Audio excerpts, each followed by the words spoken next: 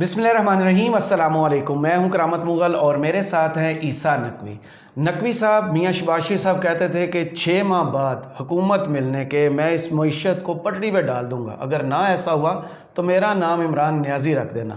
جو state bank نے اعداد و شمار جاری کیے ہیں وہ تو بہت شرمناک ہیں۔ دیکھیں کرامت مغل صاحب، اس میں ظاہر ہے کہ وہ اعداد و شمار ہیں اور وہ ہوش اڑا دینے والے ہیں۔ اور اعداد و شمار کب کے ہیں؟ جس وقت یہ حکومت سپریم کورٹ آف پاکستان کو، پاکستان کے عوام کو یہ بتا رہی تھی کہ الیکشن کرانے کے لیے 21 ارب روپے نہیں ہے خزانے میں، اس وقت کیا ہو رہا تھا جی، لیکن دیکھیں اس ویڈیو میں صرف وہ اعداد و شمار تو میں ظاہر رکھوں گا آپ کے سامنے۔ اس کا آغاز کرتے ہیں مرحوم سینیٹر مشاہد اللہ خان صاحب، جی، اللہ ان کی بخشش کرے، آمین۔ وہ آپ کو یاد ہے کہ تقریر کا بڑا فن ان کا جو ہے نا، وہ بڑی زبردست شعر و شاعری، درمیان میں اس کو کوٹ کرنا، مختلف شعراء کو، کچھ ادبی لطیفے جگتیں وہ بھی اپنی تقریر میں وہ شامل کرتے تھے۔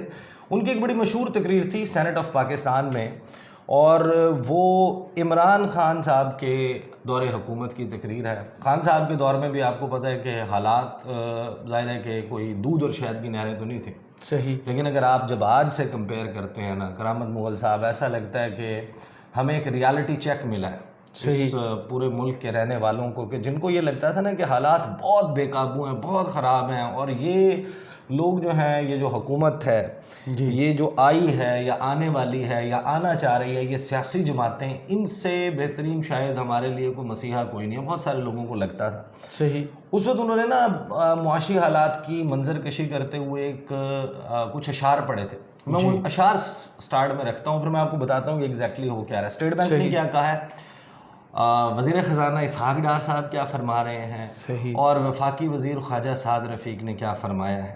جی، اور وہ جو سفر جو ہے وہ شروع ہوا تھا کہ دعا کریں معیشت ٹھیک ہو جائے، قرضہ لے لیں معیشت ٹھیک ہو جائے، بھیک مانگ لیں معیشت ٹھیک ہو جائے، وہ اب کہاں آ گئے؟ وہ وہاں آ گئی ہے جہاں پر مشاہد اللہ کہا کرتے تھے۔ وہ کہتے تھے زمیں بیچ ڈالی، زمن بیچ ڈالا، لہو بیچ ڈالا، بدن بیچ ڈالا، کیا میرے گلشن کی ہر شے کا سودا، شجر بیچ ڈالا، چمن بیچ ڈالا، کیے تھے نوکریوں اور مکانوں کے وعدے، میری جائے مرکد کفن بیچ ڈالا، میں روٹی میں کپڑے میں الجھا رہا، ایک نشئی نے میرا وطن بیچ ڈالا۔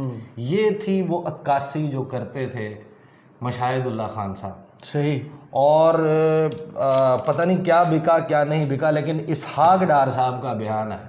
جی، اسحاق ڈار صاحب، میں آتا ہوں، جو اعداد و شمار اسٹیٹ بینک نے جاری کیا نا، وہ آپ کے کان سے دھوئیں نکال دیں گے۔ صحیح۔ کرامت مغل صاحب، جو کام ہوا ہے نا اس ملک کے ساتھ، یہ انہوں نے گزشتہ 1 سال اور 3-4 ماہ میں جو کر دیا ہے، اس کو بھگتیں گے، اس کو پورا ملک بھگتے گا۔ صحیح۔ یہ جو انہوں نے کیا ہے نا، یہ تو ابھی اس وقت آپ کو پتہ ہے کہ میڈیا کے اوپر بڑے ماشاءاللہ مہربان ہیں، میڈیا کے اوپر ٹاپکس ہی نہیں چلتے، ان معاملات کے اوپر بات ہی نہیں ہوتی، کمرشل تو چلتے ہیں، اور اب تو اپوزیشن ختم ہو گئی ہے نا، اپوزیشن ہے ہی نہیں، ساری حکومت بیٹھی ہوئی ہے، بیٹھ کے جو مرضی باتیں کرتے رہے، سنجیاں ہو جائیں گڑیاں، وہ مراد پوری ہوگی۔ ایگزیکٹلی۔ اسحاق ڈار نے کہا کہ ٹریلینز آف ڈالرز کے اثاثے موجود ہیں، پاکستان ڈیفالٹ نہیں کرے گا۔ ڈیفالٹ کی تاریخیں دینے والوں کو شرم آنی چاہیے، پاکستان کے ٹریلین ڈالرز کے اثاثے موجود ہیں، ملک ڈیفالٹ نہیں ہوگا۔ اس کا مطلب پتہ ہے کہ اسحاق ڈار صاحب ہمیں کیا اشارہ دے رہے ہیں کہ پاکستان ڈیفالٹ اس لیے نہیں کرے گا کہ ہمارے پاس اثاثے موجود ہیں، ہم اثاثوں کو بیچیں گے اور بیچ کے ملک چلا لیں گے۔ یہ کام تو کوئی بھی کر سکتا ہے۔ صحیح۔ اس کے لیے ہمیں پی ڈی ایم کی، ان تمام جماعتوں کی تجربہ کاری کی، اسحاق ڈار کی کیا ضرورت ہے؟ آپ ملک کے کونے سے شروع ہو جائیں، آپ اس کے ایسٹس کو گروی رکھنا شروع ہو جائیں، بیچنا شروع ہو جائیں۔ اچھا، یہ صرف کہا نہیں، روز ویلٹ کے حوالے سے تو ظاہر ہے کہ سکسیسو گورنمنٹس، خان صاحب کی گورنمنٹ بھی چاہتی تھی کہ ہو جائے، یہ سبھی چاہتے تھے۔ اس وقت یہ کہتے تھے کہ یہ بیچ رہے ہیں، یہ ملک بیچ رہے ہیں، سودا کر دیا۔ اب یہ انہوں نے کر دیا نا لیز۔ صحیح۔ جو خواجہ سعد رفیق نے کہا ہے کہ جناب 3 سال کے لیے لیز پر دے دیا ہے، پاکستان کے خزانے میں پیسے آنے لگے ہیں، قیمتی ترین اثاثہ محفوظ کر کے کمائی والی جگہ بنا دی ہے، اور 3 ایئرپورٹس ہیں جن کی آؤٹ سورسنگ کی جائے گی، کراچی، لاہور، اسلام آباد۔ سب سے پہلے اسلام آباد ایئرپورٹ آؤٹ سورس کیا جائے گا، اور روز ویلٹ کی لیز کے معاہدے سے $220 بلین کی آمدنی ہوگی۔ میں آپ کو ایک بات بتاؤں، دیکھیں پوری دنیا میں جو ایئرپورٹس ہیں مختلف ممالک وہ آؤٹ سورس کرتے ہیں. اس آؤٹ سورسنگ کا مقصد کیا ہوتا ہے؟ جی آؤٹ سورسنگ کا مقصد یہ ہوتا ہے کہ آپ کوالٹی آف سروس کو امپروو کریں, بہتر بنائیں. صحیح. مثلاً اگر انڈیا کا کوئی ایئرپورٹ انڈیا آؤٹ سورس کرتا ہے, وہ کس وجہ سے کرے گا؟ اس کے $600 ارب کے اگر ذخائر موجود ہیں, فارن ریزروز موجود ہیں, تو اس کا مقصد یہ تو نہیں ہوگا نا کہ چند $100 ملین اس کو چاہیے. صحیح. تو وہ کوالٹی آف سروس کے لیے انشور کرے گا کہ بیسٹ پارٹی ملے. ہمیں کیا چاہیے؟ ہم کوالٹی آف سروس پہ تھوڑی جائیں گے ہمیں پیسے کون دے رہا ہے, سروس کیا دے رہا ہے چھوڑیں, ہمیں پیسے کیا دے رہا ہے. وہ ویسے بھی بہت ماہر ہیں گروی چیزیں. تو بہرحال یہ اب اس میں جمپ دا گن کرنے والی بات ہے, اس میں نہیں جاتے. جو کام آپ کو پتہ چلا نا کہ جب انہوں نے کہا کہ ہمارے پاس 21 ارب روپے نہیں ہیں الیکشن کروانے کے لیے, سپریم کورٹ آف پاکستان نے جب کہا کہ 3-4 آپ کے سامنے ہے کہ state bank of Pakistan, election commission of Pakistan, AGPR, جو AGPR ہے, اس کے بعد حکومت, وفاقی حکومت, ان سب کو کہا تھا کہ بھائی پیسے دے دیں. ان پیسوں کے اوپر جو پنگ پونگ کھیلی گئی وہ سب کے سامنے ہے. اور عین وہ وقت ہے اب ہمیں اسٹیٹ بینک آف پاکستان بتاتا ہے, اور یہ پاکستان کی تاریخ میں آپ کے سامنے کوٹ کر دیتا ہوں. میرے سامنے اس وقت نیوز کھلا ہوا ہے, میرے سامنے پرو پاکستانی کھلا ہوا ہے, اور میرے سامنے پبلک نیوز کھلا ہوا ہے. پبلک نیوز نے ابھی ٹویٹر تھریڈ تھوڑی دیر پہلے جاری کیا. اسٹیٹ بینک نے ملک پر اندرونی اور بیرونی قرضوں کے اعداد و شمار جاری کر دیے. وفاقی حکومت نے ایک سال میں 14,900 ارب روپے کا ریکارڈ قرضہ لیا. 14,900 ارب ایک سال میں. یہ ایک سال کے اعداد و شمار ہیں. اپریل 2022 میں ملک پر 43,705 ارب کا مجموعی قرضہ تھا, اسٹیٹ بینک کہتا ہے. پھر آگے اسٹیٹ بینک کہتا ہے کہ اپریل 2023 میں ملک پر مجموعی قرضوں کا حجم 58,599 ارب روپے ہو گیا, اور وفاقی حکومت نے ایک سال میں ہر روز اوسطاً 41 ارب روپے کا قرضہ لیا. 41 بلین روپیز کا قرضہ لے رہی تھی یہ حکومت روزانہ, اور 21 ارب روپے ان کے پاس الیکشن کے لیے نہیں تھے. صحیح. آپ اندازہ لگائیے. اور یہ بات آپ کو یاد ہوگا کہ سپریم کورٹ آف پاکستان میں بھی بتائی گئی تھی کہ فسکل مینجمنٹ کرنا, اس کی پیسے نکالنا کوئی اتنا بڑا اتنا مشکل کام نہیں ہے. اگر آپ پورے ملک کی اکانومی کی بات کریں اس میں یہ دس از پینٹس. 21 ارب کنسالیڈیٹ فنڈ میں 1400 ارب پڑے, یہ بات کی گئی تھی. اچھا, اب آپ اندازہ لگائیے کہ وفاقی حکومت نے ایک سال میں مجموعی ملکی قرض کا 34% قرض لیا. یعنی یہ اب ہمیں بتاتے ہیں 2022 میں کتنا تھا جناب؟ 2022 کا فگر موجود ہے. 2022 میں 43,705 ارب کا مجموعی قرضہ تھا اس ملک ٹوٹل.